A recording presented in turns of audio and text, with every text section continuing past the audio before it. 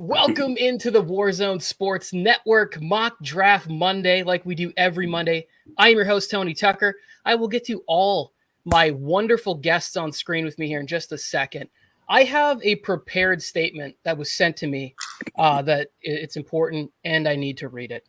It is, hi, my name is Michael on the microphone.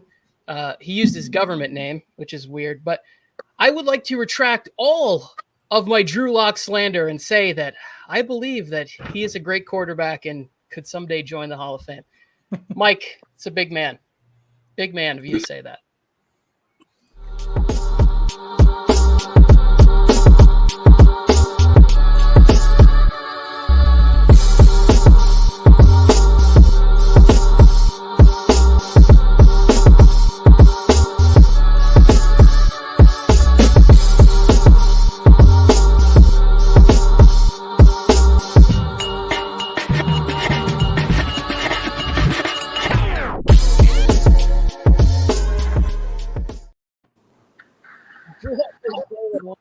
Thank you for entertaining nonsense, having a little fun with Mike, a little overreaction to some of the preseason games. I'd like to welcome to Mock Draft Monday, Mr. Eric Moody. Please go ahead and let these people know where they can check out your writing, your content. Yeah, I'll be happy to do that. Yeah, thanks for the invite. Hey, I'm always down for a mock draft, but I'm a senior fantasy analyst over at Pro Football Network, so you can find all my written content there, audio content, and video content. We've got a lot of great stuff over at PFN. Obviously fantasy football, NFL coverage, NFL draft, and most importantly, the new element, college football. Oh, college football! It is that season. It is. It is. And we have Dalton. We have Dalton with us. Dalton, the Eagles fan. How you doing, brother? I'm good. How are you guys doing? Eric, thanks for coming in, man. Excited to see about that college football stuff. Just got my LSU jersey in the mail yesterday. Are you a Saints fan? Well, since you're a Saints fan, I'm sorry. Are you an LSU fan too, or no? No, absolutely. Yeah, all Louisiana sports. I am a supporter. So I attended college in Louisiana, so huge fan. Okay, awesome. I just left. I'm all Philly sports except for college football because I just find Penn State annoying. That's just me. And Joseph Morley down there got some good stuff. Trolling fan bases as usual on YouTube. Go over and check that out. He's got another love letter to Cowboys fans and another one to Saints fans.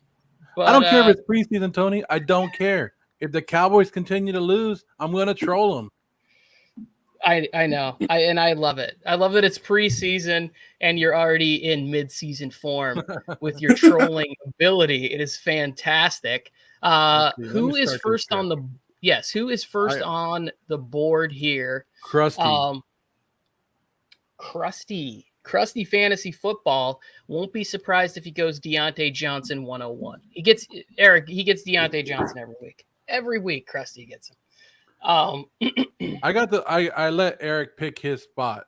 Is there a reason that you picked number 12? Yeah, I just always like drafting at the turn, because you get, two picks, back to back, and you can really get some interesting value just depending on how ADP is flowing in the draft and how the other managers are drafting. So I just always like kind of picking towards the turn. Yeah. I'm with you on that. Like my favorite spot is to draft at the 12 spot because I feel like I have a real chance to get 2 top 5 fantasy players as opposed to one, and then it's a real gamble when you come back around at pick 24. Like that one's more nerve-wracking to me than the number 1 overall pick. Like people are always like, what should I do? It's like, just you take one of the best running backs. It's simple. But looks like Mike on the mic didn't take my advice right here. Moody, I've been telling these guys, fade the Saints, and nobody's listening. Well, I will tell you one thing with the Saints, especially since Sean Payton's been in the Big Easy, is that they've leaned heavily on the running backs. You got to think back many moons ago, like Deuce McAllister, Pierre Thomas. and that trend continues with Alvin Kamara and Latavius Murray. But I just think, given the situation with Michael Thomas, I think you may even see some scenarios where both Latavius Murray and Alvin Kamara are both on the field at the same time. So I think Peyton will continue to lean heavily on the running backs, not only as runners in between the tackles, but also as receivers out of the backfield. So I can't accept that Saint slander on any show that I'm on, sir. Cannot accept it. Joe, you were just taken to school and Professor Moody explained to you exactly, bringing back classic names like Pierre Thomas and Deuce McAllister. Forget about those guys, but they had some good fantasy years. Yeah, absolutely. But yeah, it's just in all seriousness though, with Peyton, I'm like leaning heavily on the running backs and the tight end position too. It's they just don't have enough targets going to the wide receivers to support more than one high-end fantasy option. And that's obviously Michael Thomas, but we'll see what happens, how long he's out and if, Marquez Callaway will step up or Traquan Smith. So it should be very, very interesting. In fantasy, it feels like we've been waiting for Traquan Smith to really hit for a few years now. Like the speed was always there, but he seemed more like the what was it, Meacham you guys had and Devery Henderson you had for a little bit there, those guys that could really fly downfield, but they weren't necessarily reliable targets in Sean Payton's office. They're kind of more so like gimmicky, stretch the field, allow Colston or Thomas or somebody to sit down and eat underneath a little bit more. So you can't be talking when Moody's trying to draft right now? Oh, I am. He is on the clock. Well, since he's on the clock, I saw some Chuba Hubbard, however you want to say it, highlights. That was fun, and he now becomes a more exciting handcuff. And I wonder the more we see him, the more if he kind of Kelsey with the first pick.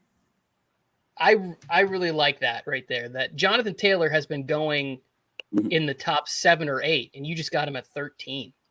Yes, he did. Yeah.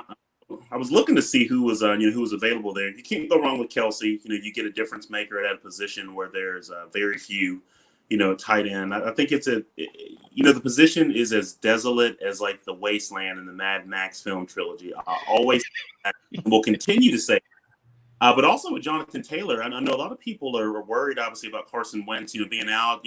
What is that offense going to look like? But when you see a guy like Taylor, with the workload that he received late last season and how productive he was, he's only going to get better this year, especially with him working on his, hands and catching the ball out of the backfield. So I think you're looking at a running back that can easily get anywhere from like 22 to 26 opportunities a game. And, I'm definitely willing to invest in that in the second round. So love it. Yeah, I go ahead, Joe. Are people scared off of Taylor because of the Wentz injury? Is that why he's dropping? Yeah, I could see that. But even before the Wentz injury, at least based on my projections, I didn't have them as a pass heavy team. I just had them leaning heavily on Jonathan Taylor, and the other running backs, as receivers out of the backfield. They've got one of the top offensive lines in the league. So I just believe that they're going to leverage that and really give Carson Wentz or whoever's under center really some opportunities with, play action, and really not to say, hey, Carson Wentz, you're going to have to win games for us yourself. The guy needs to get his confidence back. And I guess that remains to be seen with him dealing with this injury. But, he's in a great position to succeed, though. Yeah, I think definitely a chance to get some confidence back because you can work the play action, that offensive line. To me, the Nelson injury was more damning to Taylor's value than Carson Wentz because, like you said, I didn't really have them kind of chucking it all over the lot either. And I wonder, like, which one of those other backs, like, is it Mack? Is it Hines? Like, which one of those other guys is also going to have a little bit of value, passing game and stuff? Let me check in with Dalton. Dalton, how's your draft going? Are you feeling it? Barkley and then Ridley. So I'm going to be honest. I didn't pick the 6th pick. I'm not a psychopath. I don't know who would do that to themselves. I was very flattered and excited, though, that I was able to make it in the mock draft again this week. I love doing these, so thank you for having me again. But I got the 6th pick. It was the last one available. And then tonight I'm drafting. I was between Saquon or Chubb. Hoping Chubb would fall in the second round, but that was also dumb of me to think. But I got Saquon. Huh? That won't happen with me here. Yeah, I mean, I feel like that was either of those guys was going to go either of those picks. I just like Saquon because I like the workload. As much as I love Chubb and I did want to take him, the only downfall is, as you guys know, he's got to split carries with Kareem Hunt. But Ridley in the second round, though, I mean, I'm really, really happy with that pick. I think that he provides a lot of value. Eric was making some great points about value and where you can pick. And I think for me, at least, at the worst pick in the draft, I really like having Saquon and Ridley coming out of those first 2 rounds. Yeah, I think so too. I like Ridley as long as he stays healthy. Like, I just think there's a real opportunity for him to eat up a bunch of vacant opportunities from Julio Jones, and Matt Ryan's going to have to rely on him and Kyle Pitts. And we'll see if there's a third one, if it's Russell Gage or I'm not even going to attempt to pronounce his name, but you guys know who I'm talking about. Anybody want to give that one a shot? No takers. I agree. There's no need to go in that direction. Joe Morley, Mixon's sliding further and further. Mixon can slide all he wants. I know. But I actually saw something that said if you want to lose your league, you take Mixon, and there's a lot of people that are high on Mixon, and I'm not him. That feels a bit unfair. Any surprises on the board yet for you, Eric? Have you seen anybody that you thought, or is everything kind of looks about in the right range? We got. Yeah, I would say one name that really kind of stuck out. I was looking at Justin Jefferson there. That's some pretty good value. I know a lot of people are worried about the shoulder injury, but I'm like, we've got plenty of time before the start of the regular season. I'm not worried, one bit. So I know that was one name that kind of stuck out. Let's see, who else do we have here?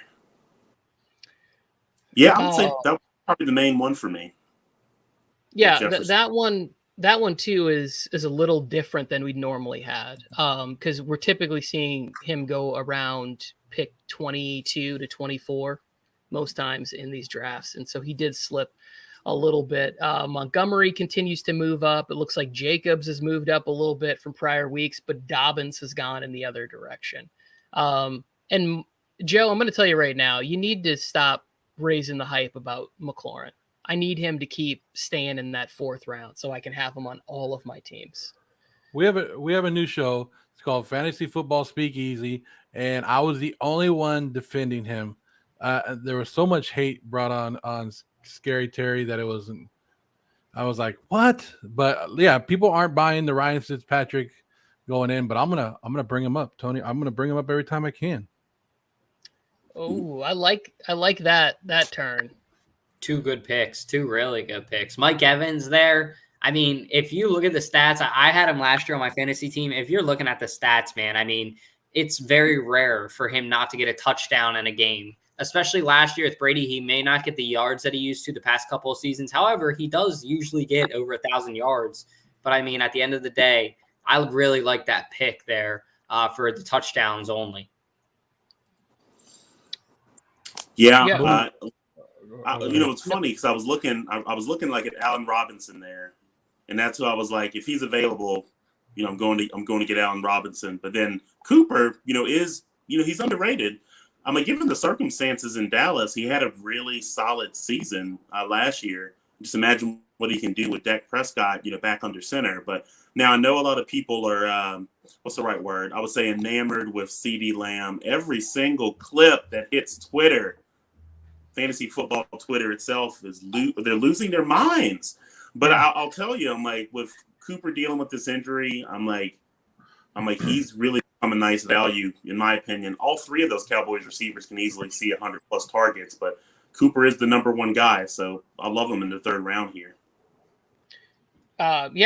This is one of the first drafts where we've seen Cooper go ahead of CeeDee Lamb because there is so much hype on CeeDee Lamb, right? Like most of the time we'll be seeing him go a little bit early. I do want to, and I like what Dalton said about Mike Evans. I believe he's played 7 years, all 1,000-yard seasons. He's Come on, averaging Johnny.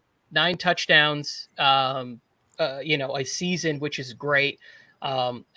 Sometimes I worry about how many people there are in that offense, and they are getting back OJ Howard, but he is, as your wide receiver too. It's great. I wanted to talk a little bit about Deandre Swift fallen all the way into the 4th round, because he had been somebody that was going at the end of the 2nd, maybe early part of the 3rd at the latest, and now he's down into the 4th round. It's kind of wild. That's a big drop to me. Tony, did you see who I just picked up? I did. He had a nice showing too out there. It looks like Melvin Gordon's dealing with an injury again. I know Mike's like, all right, come on, change the record. But Javonte Williams looked nice in the limited touches he had. I think the other guy in that backfield is Mike Boone, who I know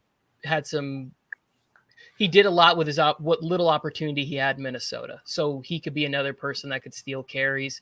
Maybe at some point, Javonte Williams does emerge as the lead back in there. What do you think about Javonte and the whole Broncos situation, Eric? Yeah, no, I'm a huge fan of Javonte Williams. I know I've written a couple of articles over at Pro Football Network about Javonte Williams and how he can take over that backfield. But I think it's fascinating when you look at Javonte Williams on one hand and then Melvin Gordon on the other. I'm like they have some eerily similar characteristics. They're both running backs that can pound the football in between the tackles. With the running game, they're great receivers out of the backfield, and so it really gives Pat Shurmur an advantage, because he's not going to tip his hat regardless of if he has Williams in the game or Gordon. But you look at it this way, I'm like, Javonte Williams is essentially a younger version of Melvin Gordon, and so I think that gives him an edge. And so I do think it's one of those scenarios that as the season progresses, they end up giving Williams more opportunities, because Gordon's unfortunately playing with someone the Broncos drafted as his replacement. They're still going to get their money's worth and give Gordon touches, but it could be one of those scenarios where we could be talking about Javonte Williams is like a David Montgomery-esque league winner, like from last year. I like that. I do like that a lot too, especially like when he's going in the 4th round, and if he can really sort of hit his stride around week, 11, 12, 13 into the playoffs and explode. I think Jonathan Taylor, didn't he have like several good weeks down the stretch, did something similar? Yes. Cam Akers did something similar from that spot. So yeah, that's Krusty got Deontay Johnson again. Congratulations, Krusty. That is the most successful run in Deontay Johnson draft picks in modern draft history. Yes. Herbert going in the 5th? Mike's just getting greedy. Mike just wanted to get a little powder blue Cheeto dust on his fingers. Don't be taking him in the. He can't be raising his Eric, I do have a question for you.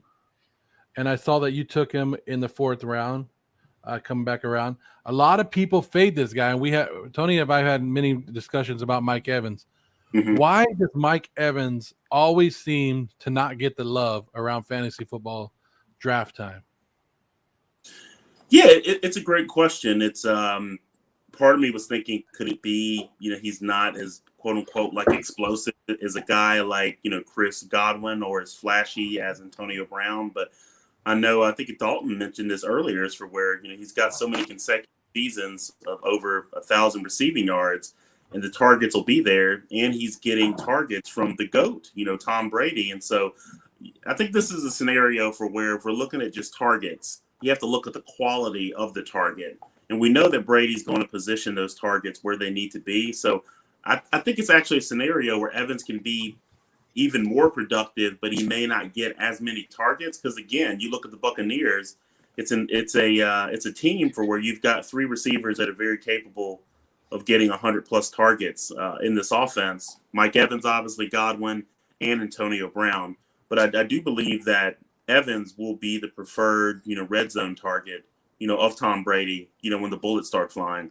But think of it this way too. It's like I'll close on this. I know I'm getting on the clock. Is that I think a lot of fantasy managers are always looking like, through the rearview mirror instead of looking straight ahead. It's like when you're driving. It's like you're not going to drive looking in the rearview mirror. You're going to look straight ahead. But I think this first full NFL offseason that Tom Brady has with these receivers, I just think we haven't seen really what they're capable of. So that's why I'm a little bit more optimistic when it comes to guys like Chris Godwin, obviously Mike Evans, but even Antonio Brown, who I think someone else who's criminally underrated there right now. Yeah, and I agree. And Antonio Brown has been going in the 8th, 9th round of fantasy drafts. And I mean, you're talking one, tight hamstring, sore groin from him being a wide receiver 1 with Tom Brady. And he's already shown Brady loves him. They've said how crisp, fast, and clean he looks in camp. I mean, obviously they're not going to be like, oh, that old turd. They're not going to badmouth him. That's not Bruce Arians' way. But definitely Antonio Brown in the 8th round, if he's your wide receiver 4 or 5, like, why wouldn't you take that upside with Tom Brady? Going here, getting a running back. And Gaskin started to slip a little bit too. That was something that I would like to get into because it looks like Malcolm Brown started the game for the Dolphins or had the majority of the carries or whatever. And then all of a sudden it was like, well, this could be a committee and he could be relegated to 3rd downs, or the panic just set in over the weekend. But I still think we've seen the talent from Myles Gaskin. Like, I still think he's a good football player. And if he's going to fall into the 5th or 6th round. He's much more appealing to me there. Cortland Sutton, no concerns about the injury? Yeah, I'm not really concerned. It's a lot of the comments, out of training camp from the Broncos, has been positive. And I think we just forget like how great of a season he had in 2019, just given the circumstances in Denver. And so I like Sutton a lot because you're essentially getting a team's number 1 wide receiver at a discount. And regardless if we're looking at Drew Lock or Teddy Bridgewater, I know Denver will make the right decision, for that team. And so they'll have the best quarterback that's in there. So I really like Sutton a lot. I think he's a great value, along with Jerry Jeudy. But I think Chase Edmonds is someone that a lot of people are really overlooking. I know at Pro Football Network, our, national like NFL insider, Adam Beasley, I know he had a report, and I wrote an article around it like shortly after he broke this news, was that really the training camp battle between like Chase Edmonds and James Conner is really just a battle, really like in name only. They really want to move forward with Chase Edmonds, as quote unquote their guy. And so if you think about Chase Edmonds getting anywhere from say 280 to 300 opportunities, we've seen what he can do, with the touches that he has had this up to this point in his career. But when you kind of pair that with an ascending talent in Kyler Murray, who keeps getting better year in and year out, Chase Edmonds is another guy that can easily exceed, his ADP right now. And I still don't see his ADP really changing. So I'm consistently snagging him in the 4th to 5th round if he's available. It's interesting to me. Cliff Kingsbury scares me because he reeks of desperation to keep this job, and he's in a very competitive division. Right now, I have them as the 4th best team, but they're still in a team that's above 500. I need to see them be able to beat Seattle and the Rams and the 49ers consistently. So it's definitely an interesting spot. And what we've seen from James Conner, what was left in Pittsburgh, do we think that's better than what we've seen from Chase Edmonds? I don't personally. So I'm good with the 6th round. It feels like a good one. And that report definitely makes me feel a little bit better about Chase Edmonds, like hearing that they're, maybe it's not as much of a, a battle as we thought, like as much of an RB1 competition as I had thought it was. Yeah. Let's see here. Moody, this guy's happy because he took Michael Thomas right now in the 6th round. And I've been saying fade Saints. I've been saying Michael Thomas don't want nothing to do with the Saints either.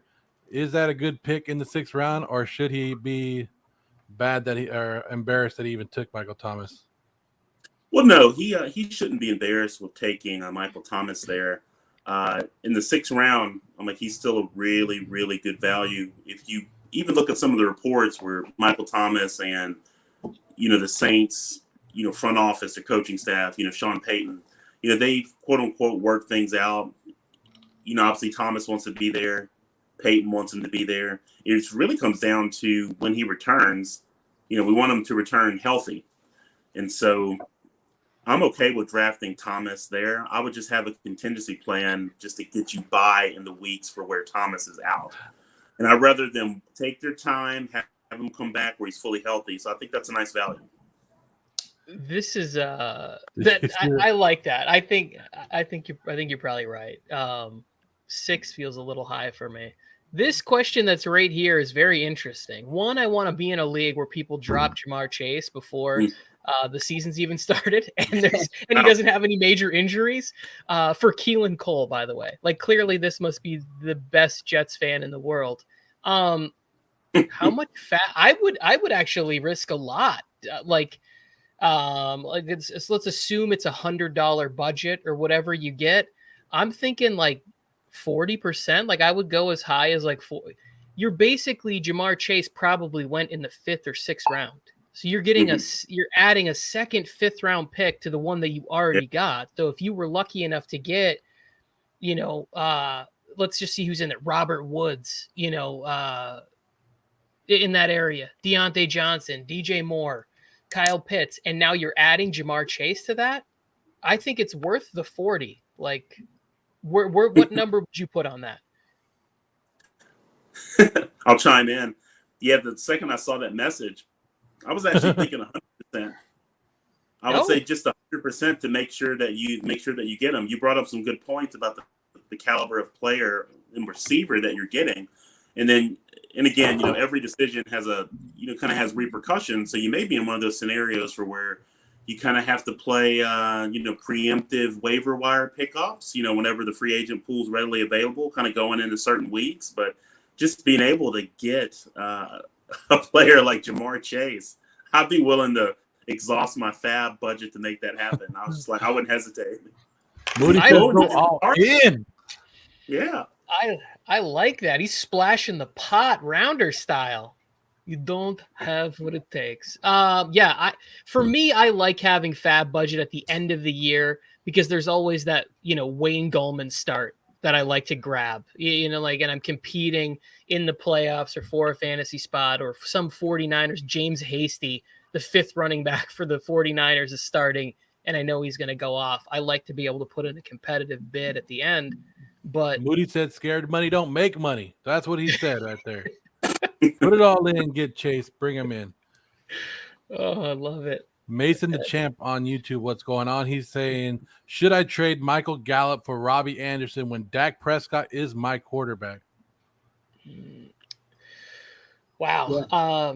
I'm trying to think back. I don't know, Joe, if you have any chance to get stats, but I believe Robbie Anderson had 1,000-yard season with Darnold. Like, didn't he have a good year in the 1 year with the Jets where he had like double-digit touchdowns or 1,000 yards? So I kind of like Robbie Anderson's opportunity a little bit more than I like Gallup. Like if he's there with, we're saying all things are healthy. Gallup's number 3, number 4, if you go behind Zeke and the carries and the touches he's getting, as to where Robbie Anderson is like a 1A behind DJ Moore. Like if you look at DJ Moore's numbers and Robbie Anderson, Robbie went in the 7th, DJ Moore went in the 5th, and their numbers are like almost identical when you look at on the season. Now I think that could change with Sam Darnold at quarterback, but Robbie Anderson never grabbed 1,000 yards with the Jets. His highest was 941, 7 touchdowns though. He had that great year with them, but I don't know. I still, part of me still believes in Michael Gallup. I know I was big on him last year and he let me down, but I don't know. If you got Robbie Anderson's probably the better value pick. So if you're gonna get Robbie Anderson, I guess do it. But well, he's talking about a trade though, and he said Dak's his quarterback, so he kind of wants to do a stack It sounds like he wants to move Robbie Anderson. If you're trading Robbie Anderson, no, you're not getting enough. I don't think you are. Yeah. What do you think, Moody? He's not getting enough. Yeah, I would agree. You would want to get more, because if you look at Robbie Anderson and DJ Moore, it's essentially a 1A and 1B scenario. Now, like you, I'm also big on Gallup, because if you look at receiving air yards on the Cowboys last year, Michael Gallup was the leader. I think a little bit under 1,300 air yards. And so they were throwing him the ball. Obviously, the caliber of quarterback play was an issue. But with him getting Dak back and all those weapons that they have, and they're going to have to put up points in that division, all those teams have upgraded, their skill position players. So I really like Gallup. But to your point, Joe, it's like you're going to need to get more if you're talking about Robbie Anderson. Got to get more. Yeah. So get more. Don't make the trade. Get more. Anderson also has what's his name? Didn't Matt what's his name? Matt Rule. He coached at Temple, guys. What I love about the Robbie Anderson scenario is I feel like Robbie Anderson, I love the points about 1A and 1B, and I completely agree. But I feel like Robbie Anderson has more of a chance to emerge as the wide receiver 1 than Michael Gallup does in Dallas, per se. Yeah. And like what I mean by that is just really Robbie Anderson has Sam Darnold throwing him the ball, who threw him the ball. I think, did he throw him the ball that year that he had 941 and 7 touchdowns? I believe so. Yeah, Yes. so they've done it before, and his college head coach, Matt Rule, who coached at Temple when I think Robbie Anderson was there. I just love that match made in heaven. So I don't know. I think that it's more of a boom bust on Anderson, and like the way I play fantasy football, I go for it. But I got a draft. But the sure pick is Gallup, I think. That's your best take so far, Dalton, according to Mike. I'm glad that you like it. Show. I'm glad that you like it. And he was still smooth enough to scoop up his second Dolphin in a row. A lot of belief in wide Tua. receivers. One of them, I think you made a really good point a week ago, Tony, about drafting some guys in this round that you have a chance for one of them to emerge as a wide receiver 2 or 3. And I think between Waddle or Devontae Smith, one of those two guys maybe could get, 700, 800 yards next year easily. And maybe, hopefully, the real hope for me is like 9, 10 touchdowns. Yeah. Sorry, Johnny. I know. He says I stole his pick 3 times in a row. It's going to be the last time he drafts after me. I ended up in a league where I draft next to somebody who always seems to take the players that I take. So I'm not looking forward to that draft coming up. Corey Davis.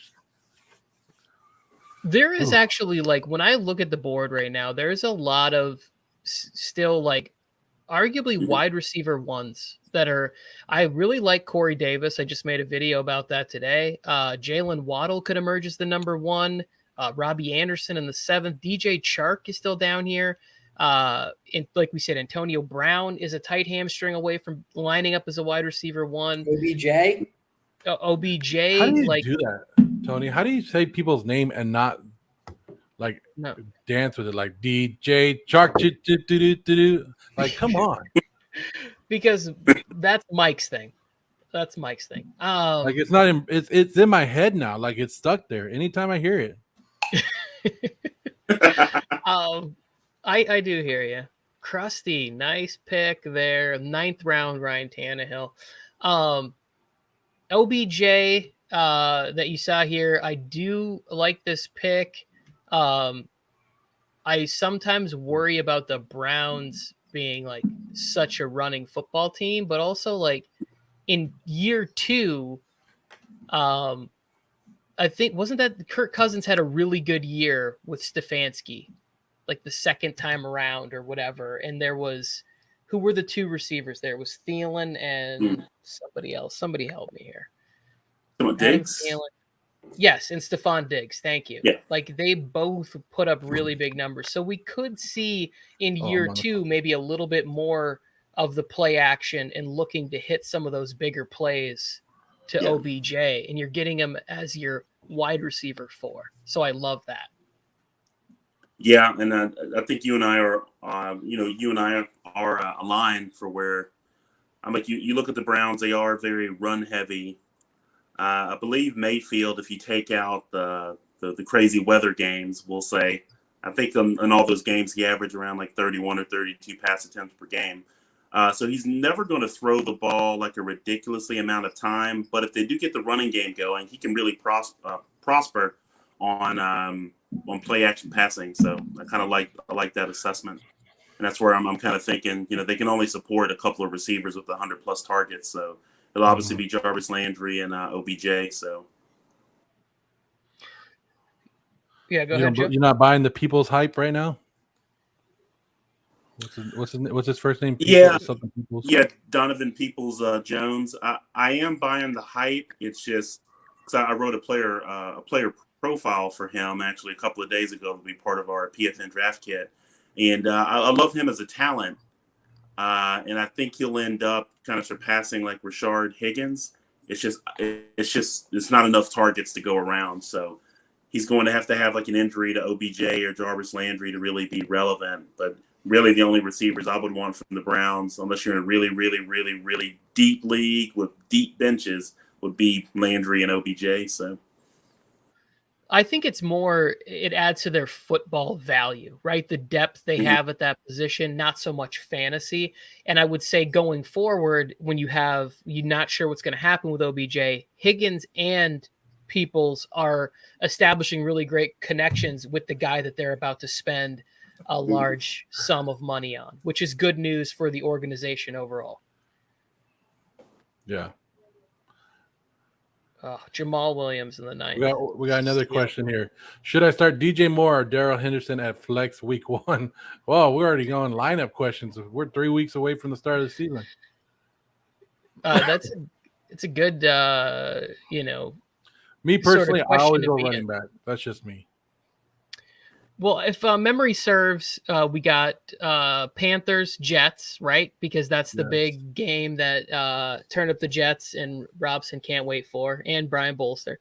So that feels like a good matchup to me. I'm not sure. I think the Rams have the Bears in week 1. So I'm probably going to lean towards DJ Moore just based on matchup beginning of the year. And I want to see Henderson a couple of games. I want to see how they roll it out before I'm like, unless I went kind of 0 RB and he has to be in my RB2 spot, I'm not going to put him in my flex week 1 against the Bears. This next pick is for Tony. Yes, it is. He's on the clock. Yes, right there. Just made a video about that too. Gerald Everett.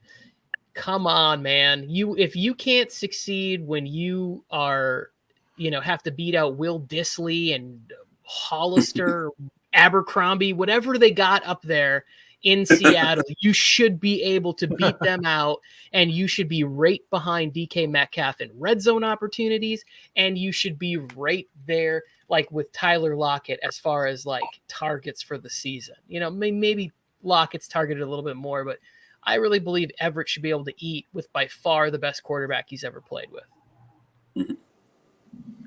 Mac Jones over Trevor Lawrence? Stop it. Yeah, stop it. Yeah. It's like we can't even... Stop it. Yeah. It was like Mac was nice, right? Like he went out there and he delivered some balls, and had he been playing with wide receiver ones, I think one of those touchdowns maybe could have been caught, one of those balls he threw into the end zone. But it's not close. It's really not. I did have a question. Oh, Mike had a question. Eric, your thoughts on Mike Williams from the Chargers? Does he ball out this year? Man, you guys must be reading my mind. I was writing a player profile on Mike Williams yesterday. I want to say yes. My short answer will be yes, and I'll give you a little bit of context. And I know a lot of people are going crazy over, Joe. I keep wanting to say Joe Lombardi. Oh, yeah. I'm trying to think about it. My mind escapes me. The new OC from the Saints QB coach. It is. Anyway, I thought it was Lombardi. Is it Joe Lombardi? Yeah. Yeah. Oh, okay. I just wanted to make sure. For some reason I thought it was different. Okay. All right. So you got Joe Lombardi. he's coming over and he talks about, hey, we want to use Mike Williams as like the X receiver. Now I know a lot of people are like, Mike Williams isn't a slant guy. He's not going to do the same thing Michael Thomas does. I get that, and that's not what I'm saying. But I think the fact that he said that suggests that, hey, we want to give this player a high number of targets. We want to get him going. We want to give him some opportunities to make plays. And so I think by seeing that, and even if they diversify like his route tree just a little bit, have him do some things like, short routes, intermediate, and not just necessarily attack like vertically. But I will tell you with Mike Williams, like he doesn't have the contested catch ability of a guy like Michael Thomas, but I still think they can scheme to get him open and for him to make plays. And so that's what I was really intrigued about. But here's the bottom line. I'm like, if you're getting Mike Williams like in the 9th or 10th round, why not take on that risk, but think about the upside that you have by having him on your roster? And so I'm optimistic about Williams. He's just not a receiver that I'm necessarily going to reach for like a round or two ahead of his ADP. But if he's there and I'm on the clock, I'm going to take the plunge. Well said. I'm with it. Mike and I got to go out to Chargers Fan Fest, a couple nuts and bolts. Check that out on the Warzone Sports Network, hosted by Mike and myself. And Mike Williams looked nice, catching some back shoulder throws, caught a nice touchdown on the first string corner there. Feeling good about Mike Williams. Hopefully he's not disgruntled about not getting his bag or pay the man. Whatever young people are saying these days. Joe, I heard you chuckling. What was that? Was that a cackle or a chuckle? Whatever it was. What was it about? I'm tired of Charger talk. That's what I'm tired of. We can't get enough of that around here. I'll ask Eric a question if you guys want. If you're tired of Charger talk, what do you think? Who do you think Philly's two top? I think they're on my team. That's why I was just looking at my draft in Devontae Smith and Dallas Goedert. I think that hypothetically for me, I have the two biggest red zone threats in Philly. Don't lie. Did you not just see who I drafted last round? Hold on. Mr. Kenneth Gainwell. That's Fletcher Cox's cousin? Gainwell? I swear to God, man. Look it up. It's the craziest thing ever. They already have like a picture together. They put it on Instagram. And they're like, when cousins information of the day. No, that's actually that's a fun fact. Really cool fun fact, yeah. Also, that's a high talent team, the high talent family group right there. Fletcher Cox is putting together a Hall of Fame career at the defensive tackle position. You know who I really like? Go ahead and finish your question. Sorry, let Eric answer the question.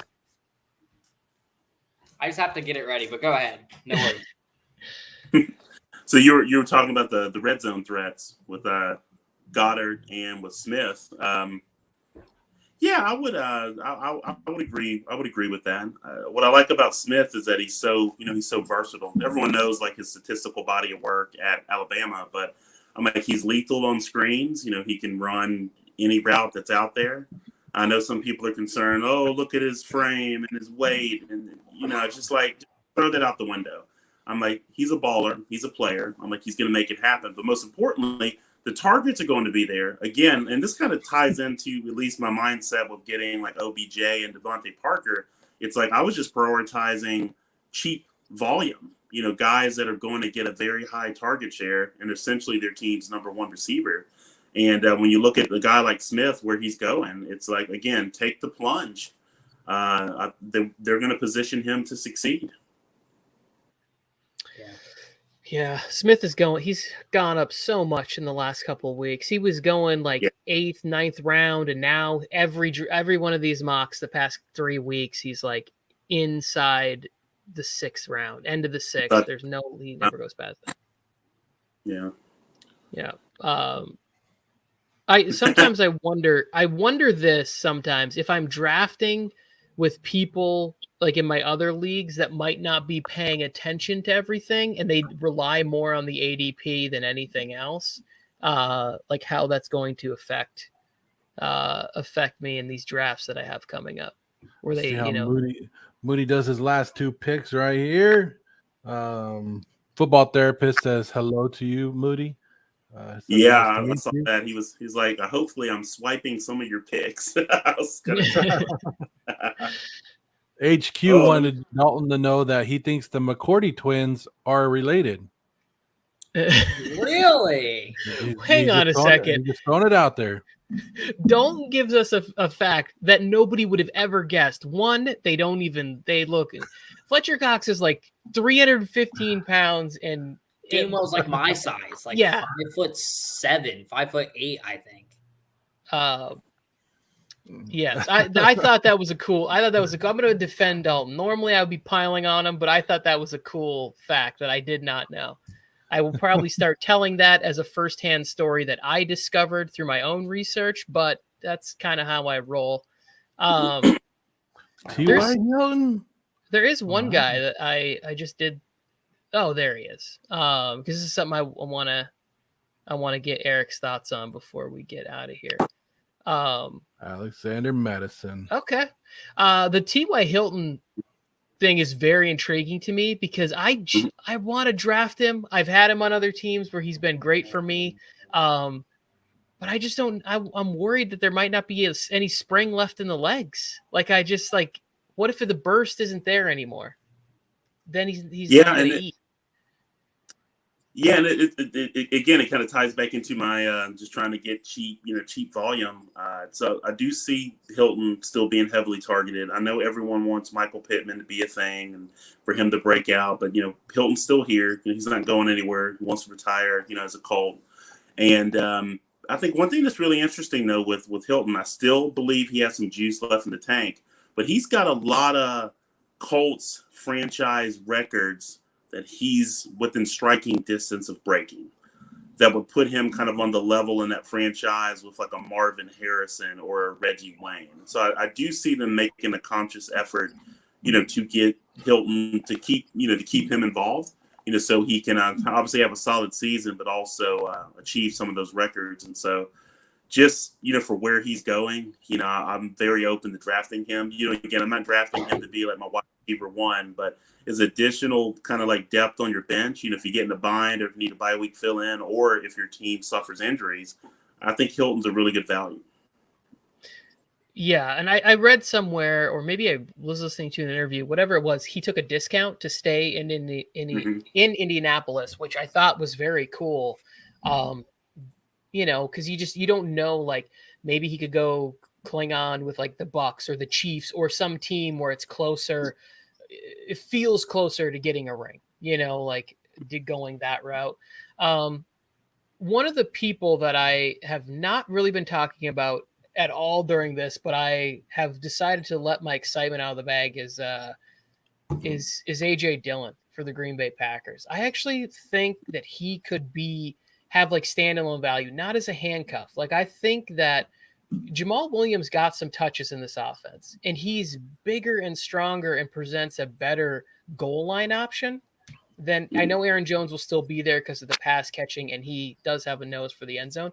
But also, too, like if Green Bay's up in a lot of games, why wouldn't you give him the ball and just let him be running out the clock? Maybe he rips off a couple, nice runs at the end of games.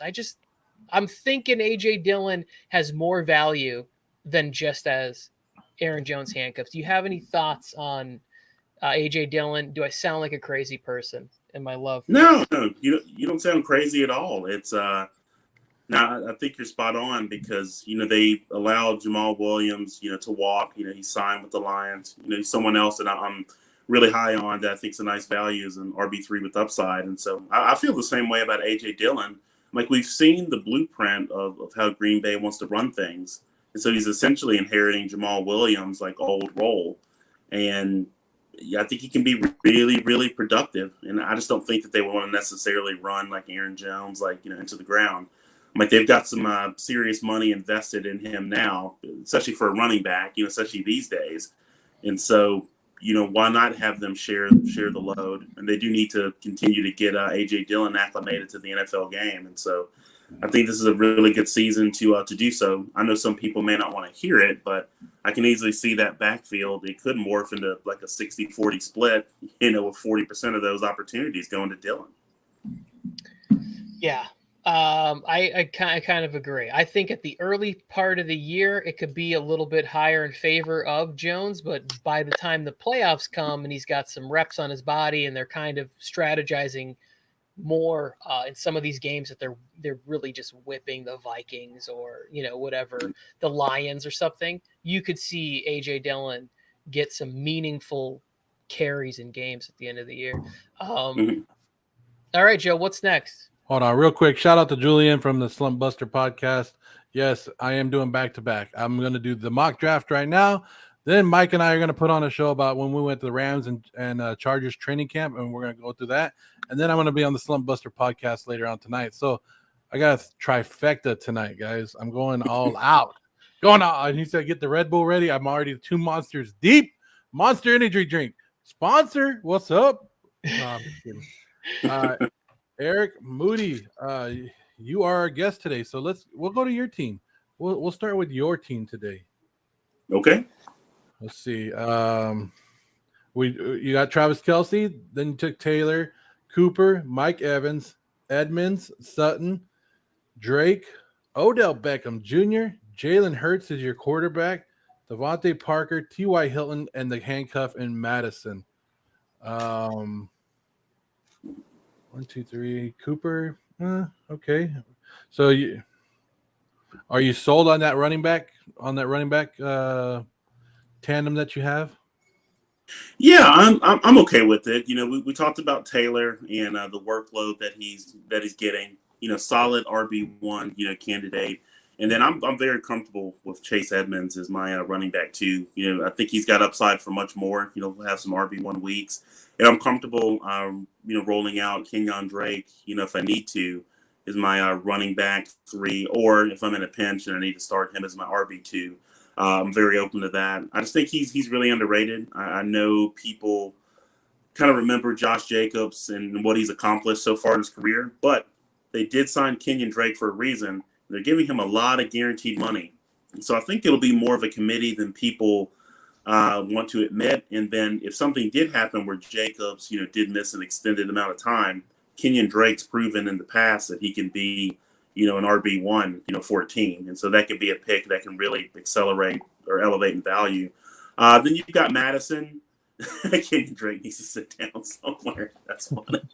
And then with Madison, I didn't necessarily want Madison. I was going back and forth on whether to take him or not. Obviously, he has very minimal standalone value, so I'll really be going with Taylor, Edmonds, or Drake. But with the way I position the team, I would really only just start, 2 running backs each week and really go wide receiver heavy. And I feel like I've got a good group of receivers that they may not be like your, kick the door down, wide receiver 1 types, but they are receivers that are solid, high-end wide receiver 2s that I think can give you some wide receiver 1 weeks. I would say Parker is probably more of obviously a wide receiver 3. Hilton's more of a wide receiver 4 with upside. Beckham's on that wide receiver 3 radar. Sutton, I kind of view him as a low-end wide receiver 2, but they all have upside to have wide receiver 1 weeks. And then just to bring all that together, that's where you're going to have that scenario for where the team's drafted, what you have to work with. And it really comes down to the fantasy manager just to make, start-sit decisions, educated start-sit decisions, obviously work the waiver wire and make trades, all those elements of leagues, that we like. So those are just some off-the-cuff thoughts, but I'll pass the baton back to you. So as I'm looking at your team, I like the wide receiver depth that's there for sure. And it feels like a lot of touchdowns, right? Like I'm looking at all these guys. I'm like, oh, these guys are all like touchdown makers. Was there any player that you were hoping that you missed out on? I know you were hoping that Allen Robinson kind of came there, and then maybe you would have had Robinson and Cooper at the turn there or something. Was there anybody else that you were like, I hope that this person is there when I'm selecting? Yeah, I was looking at the draft board. I'm trying to remember who it was. I was thinking about that earlier because I felt like you were going to ask that. Because I know that you had talked about Antonio Brown, and I think he had gone maybe a couple picks before you there. would have been nice. But I like the Kenyon Drake there because I'm right there with you as far as like I feel like he's going to be able to come in and be a nice piece in this offense. What offense is that? Oh, that's the 4th place Las Vegas Raiders. I just wanted to hear you say Raiders. I just wanted to hear you say it. Dalton, he's got your boy Jalen Hurts at QB. I think that's I think there's some tremendous value at that pick. Yeah, some very good value getting a lot of garbage time the points right round. there. Yes, as he's there in his Eagles jersey. Yeah. This is good. How many leagues do you play in, Eric? Do you have a lot of leagues, or do you try to keep it a minimum so you can focus more on the writing and analyzing and stuff like that? Or does it change from year to year? Yeah, I try to keep it to like a minimum. I know like years ago it used to be a ton of leagues, but I really do like doing like a lot of best ball, formats for where you don't have to worry about making the start-sit decisions. But I'll always do the obviously the Scott Fish Bowl. And it's a Fantasy Sports Writers Association league, ones that Mike Clay puts together for the Going Deep format. I know he's got multiple like Going Deep leagues, but that's always one of my favorite formats to participate in. I'll kind of don't want to go too far down a rabbit hole, but kind of how it's structured. It's super flex, so you can start one quarterback or two. You have to start 6 wide receivers, 3 to 4 running backs. It's tight end premium, so 2 to 3 tight ends. And so the numbers allotted to certain positions is dictated by what your starting lineup looks like. I'm still in the draft right now. Maybe you guys can pick on this team here. We got 2 more rounds. So my quarterbacks are Joe Burrow, Jalen Hurts, Daniel Jones. Running backs, Kenyon Drake, David Johnson, Jamal Williams. Now my wide receivers are Cortland Sutton, Deontay Johnson, Jerry Jeudy, DeAndre Hopkins, Tyreek Hill, Chris Godwin, and Nico Collins. My tight ends are Tyler Higbee, Adam Troutman, and Dawson Knox. So, and it's pretty deep league, as you can see. Yeah. How many? There's 12 teams. That's very interesting and fun. And those type of leagues encourage trades because there's so much going on and injuries, and you have to fill a roster. Our guy J Fly is very high on Dawson Knox, though. Yeah, I actually believe that we don't know who's gonna if Emmanuel Sanders, how much he has left there and how well he can get acclimated. Gabe Davis still needs to show a little bit. Cole Beasley, there's an opportunity for Dawson Knox to put together a nice year in Buffalo there. Gabe Davis, he should have gone 101. Gabe Davis. You didn't think I could pull that comment up quick? I did not. Way to go, HQ. So in that, Krusty's happy that you had Deontay Johnson though. In that, yes, that you had Deontay Johnson. Those wide receivers, that's impressive. Seems like that was maybe the focus of the draft. Where did you draft in the order of this?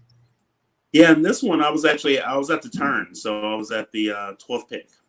Okay, so you were able to get Tyreek Hill and who else would have been on Hopkins. there? What running? And Hopkins, yeah.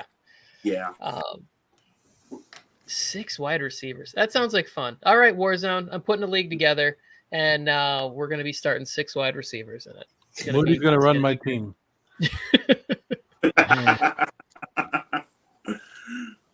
I love it. I love it when anytime you can get super nerdy in fantasy and really have to be managing. Some leagues I play in, it's only 8. It's so easy to start every week. Who's gonna? It's just that who's gonna start in that league every week. Exactly. You have to get creative. Yeah. I wouldn't mind. I wouldn't mind a little challenge here. Dalton, you want to take a look at your team? Yeah. Sure. Dalton. Which one's your team, Dalton? He's in the middle there at 6. I was the worst pick, the psychopath pick is what I call it. But yeah, I mean, I actually feel like I came out of this a little bit unscathed for a complete psychopath. Coming back around, oh my God, it was brutal. I've never actually had the 6th pick in a draft before. So wow, it was a real wake up call that this sucks. But Saquon Barkley, I really like him. I mean, I was between Chubb and Barkley with that first pick, but I feel like Barkley is for sure the number one guy, and we know what we're going to get with Barkley, where Chubb, I don't discount anything from Chubb. I think he's more risk reward, but I wanted to take more of a sure pick, more of like a just hand the ball off and see what's going to happen. And Chubb also kind of has to split carries, which as much as I love Chubb and I'm high on him for a phenomenal running back number one, it's just scary.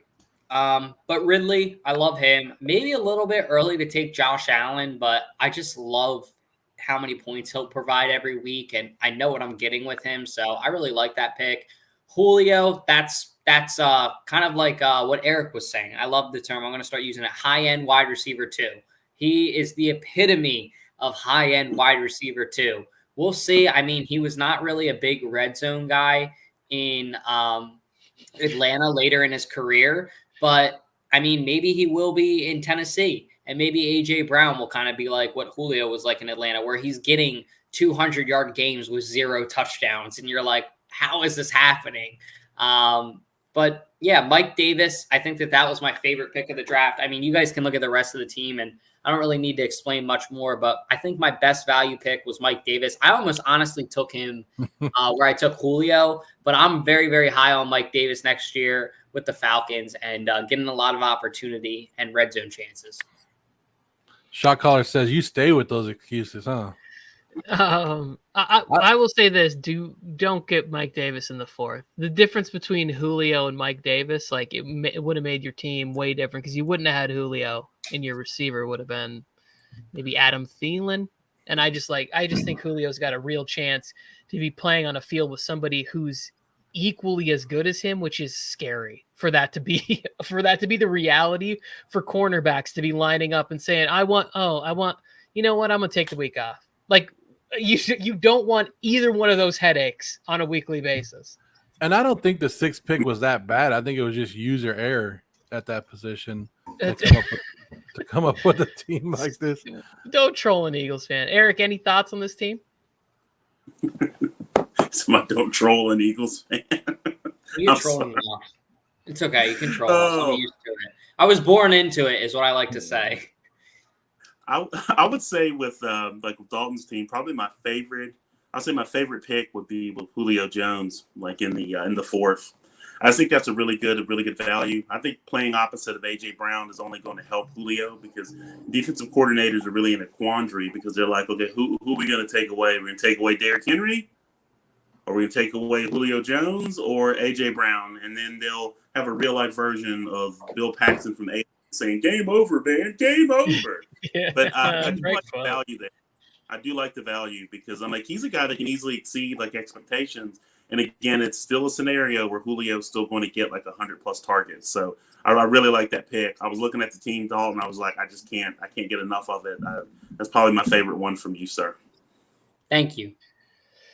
That's good. Probably the nicest thing anybody's ever said to you, Dalton.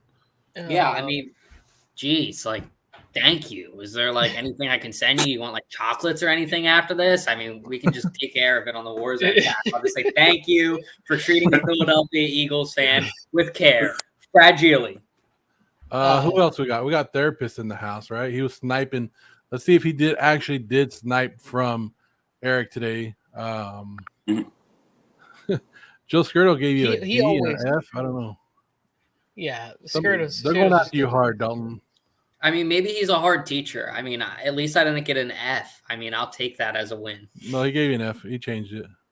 All right. Well, maybe he is a hard teacher then. Never mind. All right. So, fantasy football therapist.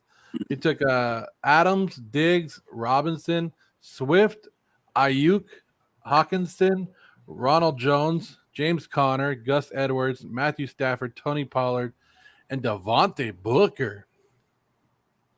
What do we think about that team? He said he went with the 0 RB strategy. And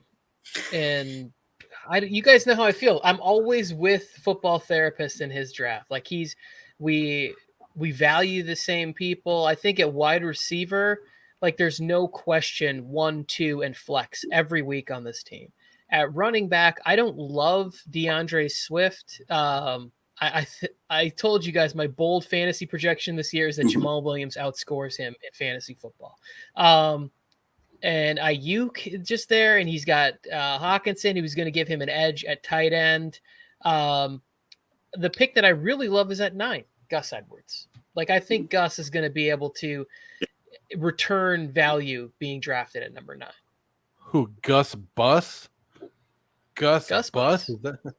I don't know if you know that movie, but anyways, I missed it. It's from the Bench Warmers when he's trying to talk crap to Rob Schneider. But anyways. Oh, I do know the movie. I haven't seen it in a while. Eric, where are you at with this team? 0 RB strategy. Yeah, I'll kind of close out with some comments on this one. I've had to drop, gents. But, yeah, I would say the start is good, with Adams and with Diggs and then with Robinson. It's just typically whenever you run like 0 running back, you in the high leverage rounds, like in rounds 1 through 5, like you want to focus on the wide receiver position and tight end. So with getting Swift there was kind of early. You come back with Ayuk and then you get Hawkinson. So it can obviously work. I just would have kept pounding away like at wide receivers though too. That's something to kind of take in mind. But again, I'm like, what was this, like 12 or 13 rounds? I would have liked to have seen kind of how things would have further developed. But just to kind of go to the bottom, love Ronald Jones. And he's a great kind of 0 running back target. Gus Edwards, I know you spoke about him. Obviously, Tony Pollard. But then with Devontae Booker, too, is something happens with Saquon. Unfortunately, he would end up inheriting that workload. So I do like a number of those backs. Awesome. Yeah. Moody's got to take Thank off. you so much for joining us. Yes. Go ahead. Yeah. Thank you, gents. Yeah, appreciate the invite, and we'll have to do it again soon. But, hey, everyone have a good night. Talk to you soon. You too. Take care, bud. Eric Moody, always a great guest, Tony. Always love having him on. What a great guy. Even though he did give Dalton a little bit of love, I still like Eric Moody. He has the coolest job so ever. nice. Was he basically saying he's like a football analyst for Pro Football Focus? Is that who he's with, or who is he with?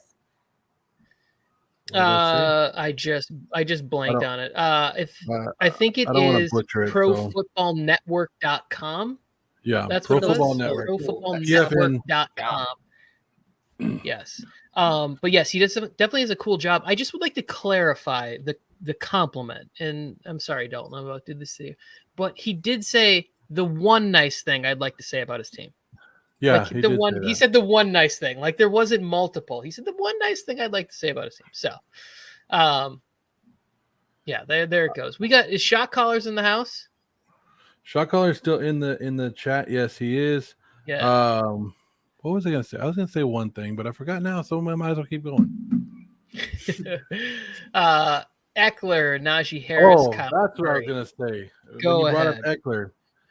For all you Charger fans and Austin Eckler people that are wanting to draft him, news at a Charger camp: Rashawn Slater sustained a lower back issue at practice this morning. Not sure of his status, so watch out for that, guys. Wow, that's not What a good. buzzkill. I don't feel like, maybe this is an unpopular opinion. You guys tell me what you think, but I'm not so hot on Eckler in the first round either. I'm not hot on Eckler at all. Yeah, I mean, like even in like this 3rd round pick, like I know that people are saying if you can get Eckler in the 3rd round, take him, And I see that the stats are there. It's just like I feel like with that Chargers team this year, I'm not getting an Eckler vibe. Like looking around in that room and looking at all the space for the ball to go around, I'm not getting that vibe. What do you guys think? Yeah, I'm sorry. I'm kind of in my feelings here, trying to find out what Joe's talking about. Oh, yeah. I'm good with Austin Eckler anywhere from at pick 10 after or on. Here's what I like about him: that he's going to play in an offense with an improved offensive line. He has a quarterback that will get him the ball in the passing game. And I think the Chargers are going to score a lot of points this year, and he's going to be a part of that. I don't love him as somebody that needs to carry the ball, 275 times. But if he can get 200 carries and then gets 110 targets in the passing game, he'll definitely be able to finish the year top 10. But is there? I don't know. I probably would have gone Jonathan Taylor before him. Like, just being honest, but I like Austin Eckler there. I don't have any beef with that one. I don't know. Joe threw me off. Why did you announce that during the show, Joe? You couldn't hold on to that information. Now I'm trying to read and figure out how serious the injury is. I had to knock the Charger fans down just a little bit. Why not? Why not, Tony? Why not take my shots when I can, live on the air? Anyway, Mike, you were right. Blind Raider hate. Here it comes. Mike on the mic asked for it. It's going to happen. I can already tell if I'm working this closely with Joe Morley all the time. Austin Eckler, Najee Harris, Kyler Murray, CeeDee Lamb, Miles the Sleeper Gaskins, Jerry Jeudy, Antonio Brown, Tyler Boyd, Javonte Williams, Gerald Everett, Elijah Moore, and Russell Gage. Ooh, somebody watched Jamal Williams. Somebody must have watched our new show, the Fantasy Football Speakeasy, when Mike brought up Russell Gage as a late round stash.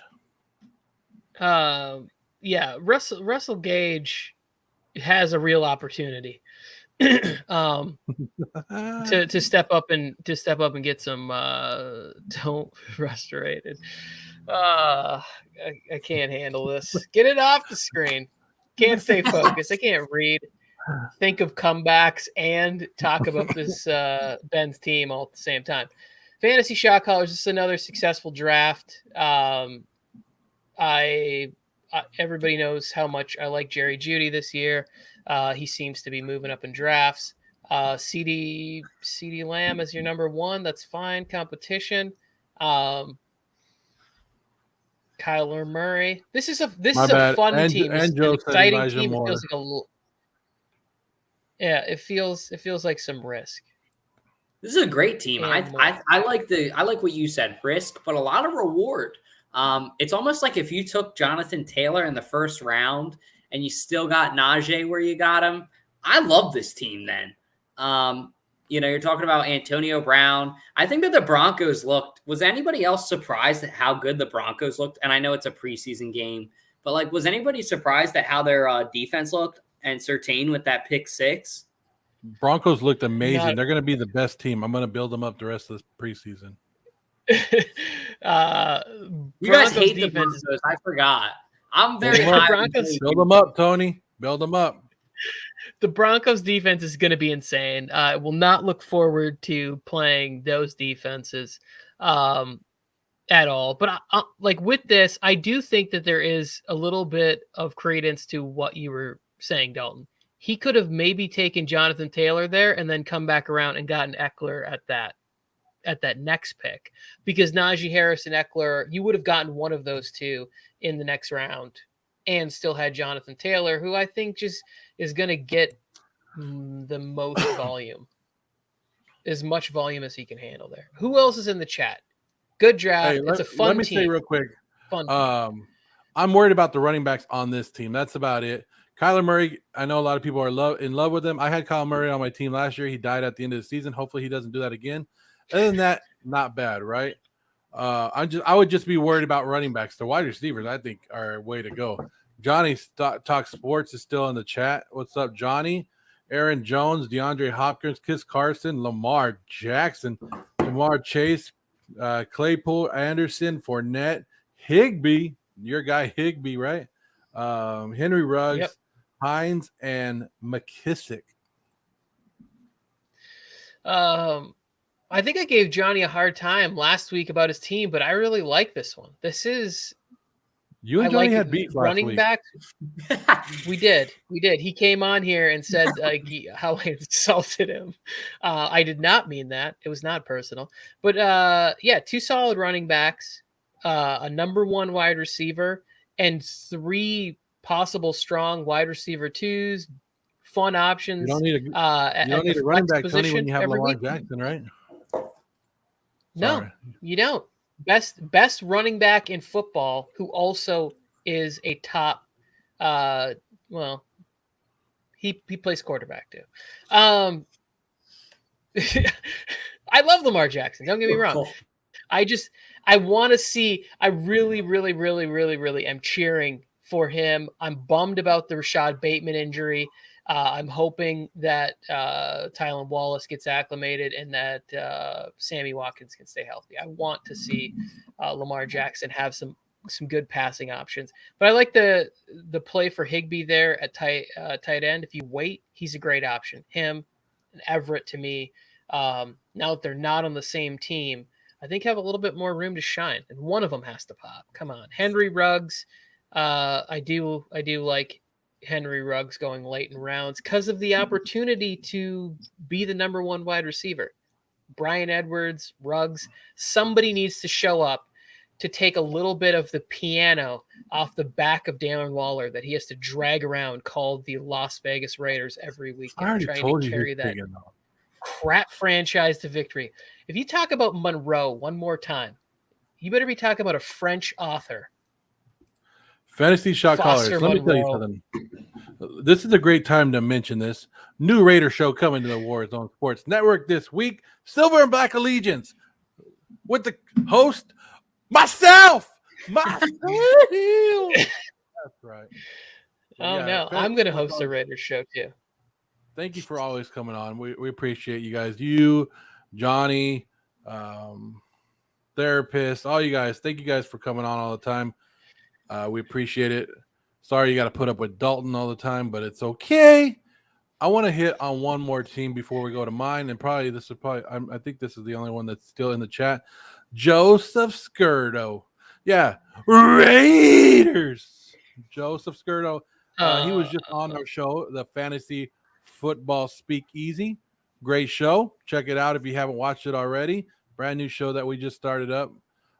We went on our wide receivers, top 10 wide receivers, and we gave you a couple sleepers, and shot callers took both of those sleepers that they said in Elijah Moore and Gage at the end of the draft. So let's see what Joe got.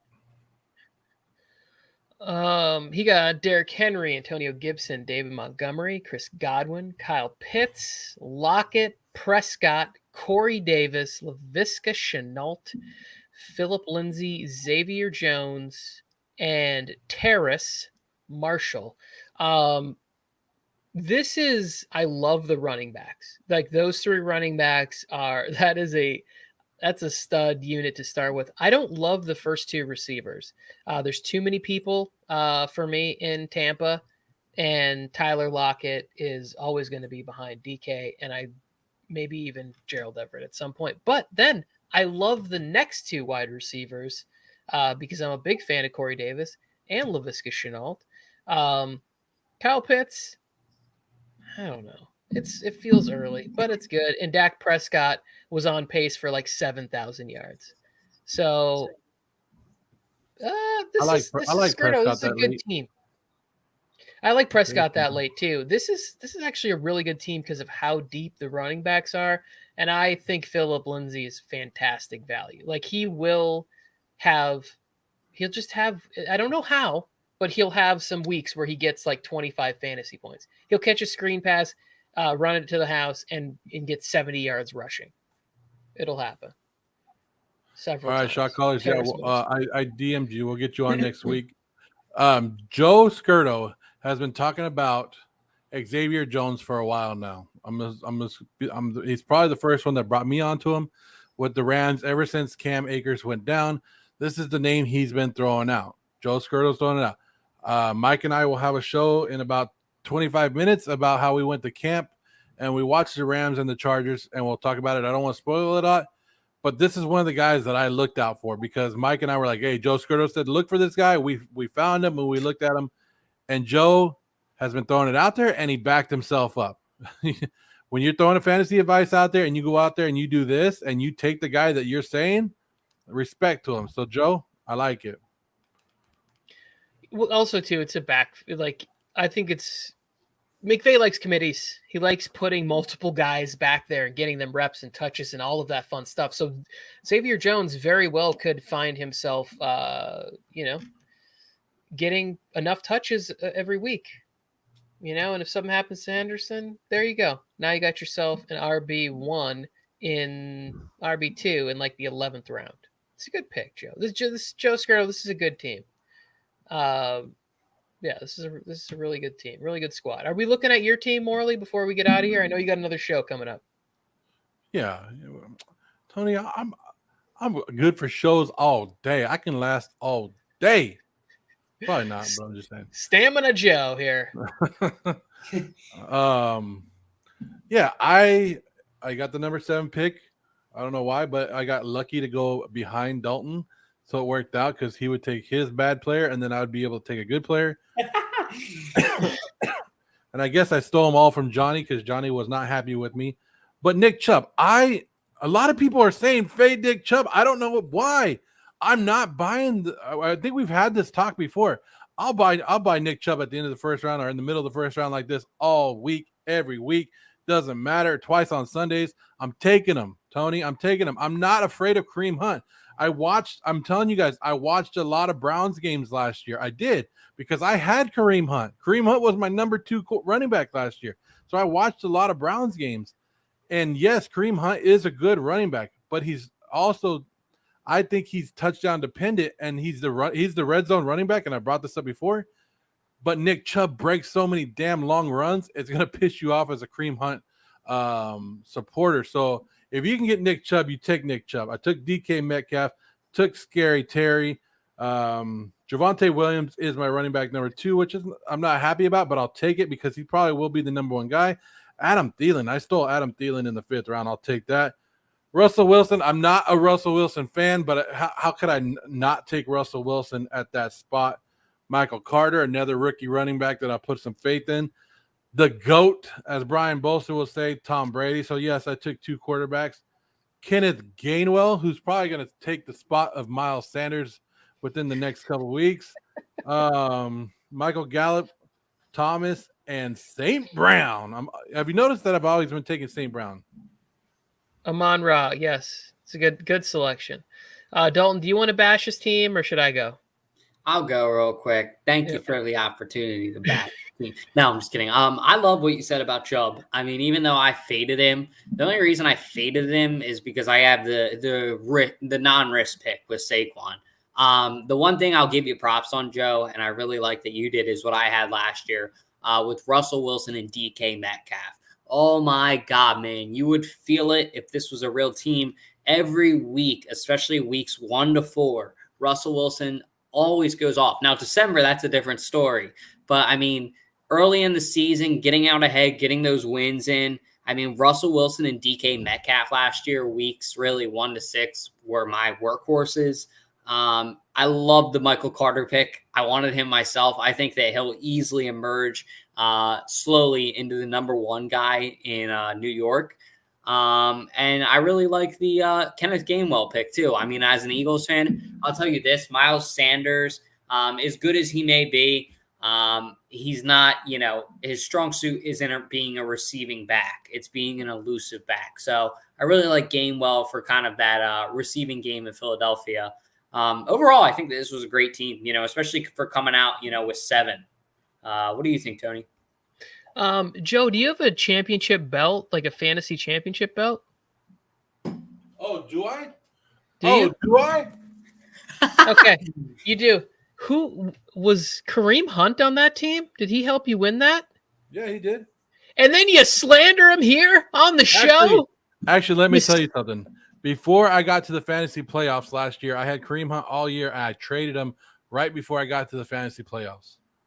Oh, my God. So I had my 2 running backs towards the end of in the championship game. My 2 running backs were Derrick Henry and Deandre Swift.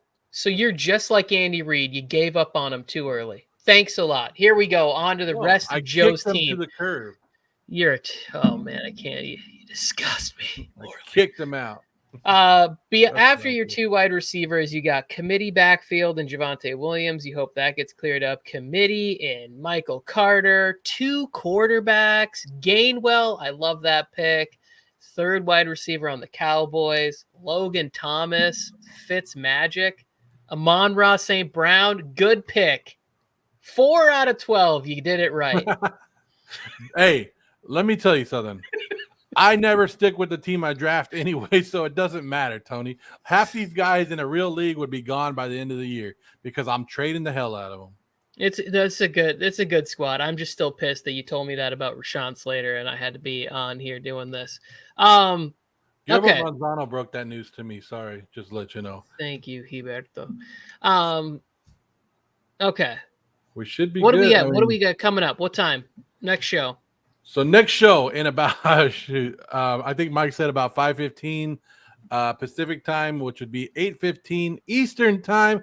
Mike and I are breaking down our trip to the Rams training camp and the Chargers training camp. We had so much fun down there. Spent a couple days. I had to kick it with Mike, but we spent a couple of days watching both camps. We're going to let you know what we thought about the camps, who we thought was a better team. Jalen Ramsey, come for the Jalen Ramsey talk. If you're going to come for anything, come for that, because I have a lot to say about Jalen Ramsey. Tomorrow on the Warzone Sports Network, we're going to break down the NFC South. That should be a fun one. Brian Bolster, Joe Skirdo will be on here.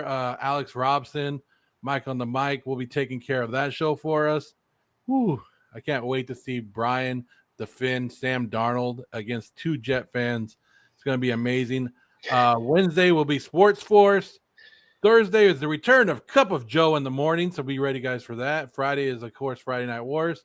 But, guys, the main thing I would like you guys to check out, because we're watching a fantasy mock draft, right? Go find our show, the Fantasy Football Speakeasy. It aired yesterday. We did our top 10 fantasy wide receivers for 2001 and 3 fantasy wide receivers that you should be targeting in the late round, or at least watching on the waiver wire. Great show, the Speakeasy. I loved it, Tony. It was great. I'm sorry that I missed it. Can't wait to be a part of the next one, whenever that is. If you are new here, hit that subscribe button. Reach out. Always looking to collaborate and create stuff with fellow sports fans. Let us know what's going on, what your thoughts are. Cheers to everybody having a healthy and safe fantasy football season. Joe, whenever you have that music, you can just go ahead and just play me off. Just run me out of the building whenever it's ready. I was just going to wait for Dalton if Dalton has anything last thing to say. I like your shirt, Dalton. It's I know what you're about.